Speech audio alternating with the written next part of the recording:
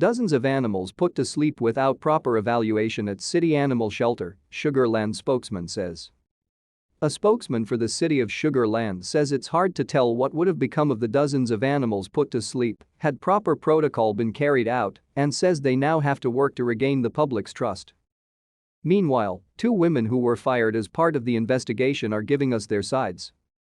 We determined that at least 38 dogs and cats had been euthanized at that facility since April, said Sugar Land spokesman Doug Adolph.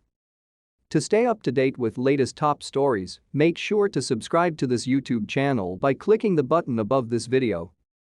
He says that about a week ago, an employee told them animals were being euthanized without having undergone veterinary and behaviorist evaluations, which goes against the city's protocol.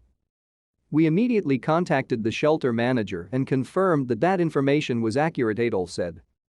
Adolph says the shelter manager, who is certified to perform euthanasias in Texas, just not at that facility, resigned before an investigation could begin.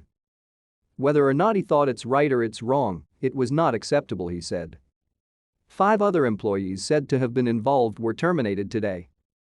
KPRC2's Devon Clark sat down with 2 women who were among those fired.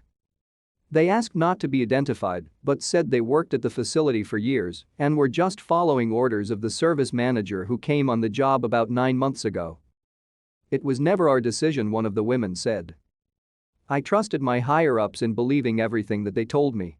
The women say they were charged with cleaning up after the procedures but never participated in them or ordered the euthanasia. "At most, we would say, 'Hey, this dog growled at me,' and we just kind of made note of it," one of the women said. They were terminated for not reporting what was going on. "We didn't know it was against a policy," one said. But Adolph says all city employees undergo training that focuses on policy and procedures. Whether or not they prepped the animal, whether or not they cleaned up afterward, they're required to report activity that is not consistent with policy and procedure, and they didn't do that, Adolph said.